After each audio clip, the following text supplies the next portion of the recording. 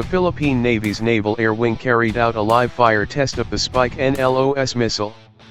The test was conducted using one of the wing's Leonardo AW159 Wildcat naval helicopters, in the waters off San Antonio, Zambales. This marks another important milestone for the Philippine Navy's modernization program, and demonstrates its continuing efforts to improve its ability to defend the country's territorial waters. The Spike NLOS missile, short for non-line of sight, is the primary air-to-surface weapon system used by the Philippine Navy's AW159 Wildcats. It is a precision-guided missile capable of engaging targets beyond visual range, thanks to its electro-optical seeker and data link that allow operators to guide the weapon in real time. However, despite the successful test, there are two critical problems that the Navy is facing with the Spike NLOS system. The first problem lies in the missile's warhead. The Spike NLOS was originally designed as an anti-tank and anti-bunker weapon. Its warhead is relatively small, optimized to pierce and destroy armored vehicles or fortified ground targets. While this works effectively against tanks, bunkers, and patrol boats, it falls short when it comes to larger warships. When facing potential threats such as corvette or frigate-sized vessels, especially from the People's Liberation Army Navy, the Spike NLOS may not have the destructive power required to inflict serious damage. This limitation puts the Philippine Navy in a difficult position. The weapon works well for certain scenarios, but it may not be enough to deter or stop bigger and better armed adversaries at sea. The second problem has to do with supply and availability. Israel, the country that manufactures the Spike missile family, is currently at war against Hamas and other hostile groups. Because of this, the Israeli government has prioritized the production of Spike missiles for its own Israel Defense Forces. Export markets, including the Philippines, have been left waiting, with deliveries delayed and supplies limited. This situation leaves the Philippine Navy vulnerable, as it struggles to build an adequate stockpile of these missiles for its helicopters. With these challenges, the Philippine Navy has started to look at possible alternatives to the Spike NLOS. One of the options being considered is the MBDA Sea Venom missile.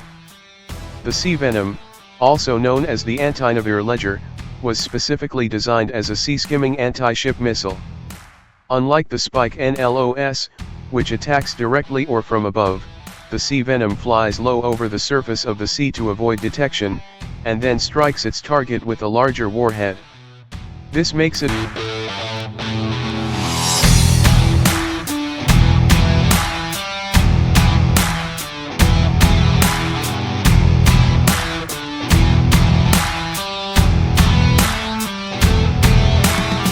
more suitable for engaging ships, especially corvette or frigate-class vessels, which are exactly the kinds of threats the Philippine Navy is most concerned about. However, the Sea Venom is not a perfect solution either. Compared to the Spike NLOS, it has a shorter range. While the Spike NLOS can hit targets as far as 25 kilometers or more, the Sea Venom's maximum range is only around 20 kilometers. This means the AW159 helicopter would need to fly closer to enemy ships before launching the missile, potentially putting the aircraft at greater risk of being detected and targeted by enemy air defenses. Another limitation is payload capacity. Because the Sea Venom is larger and heavier than the Spike NLOS, the AW159 Wildcat helicopter can only carry 4 of them at a time. In comparison, more Spike NLOS missiles can be mounted on the same platform, giving more shots per sortie. This leaves the Philippine Navy in a dilemma. On one hand, the Spike NLOS offers longer range and greater flexibility, but its warhead may not be powerful enough against larger ships, and supply is uncertain due to Israel's domestic priorities. On the other hand, the Sea Venom provides a warhead more tailored for anti-ship operations, but with shorter range and reduced carrying capacity. Ultimately, this raises a larger question: what kind of missile capability does the Philippine Navy truly need for its AW159 Wildcat helicopters? Should it focus on long-range precision strikes with lighter warheads, or invest in more specialized anti-ship weapons with heavier punch but less range? The outcome of this debate will play a major role in shaping the Philippines' naval aviation capabilities in the years to come. As regional tensions continue to rise, particularly in the West Philippine Sea, the ability of the Navy to field effective and reliable ship-killing weapons will be critical to protecting the nation's maritime interests.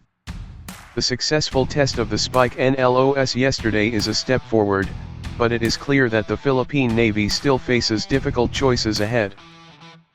Like me to also add a strong opening and closing hook, like why this test matters for the Philippines and what's next for the Navy, so the script feels more like a natural YouTube documentary style narration?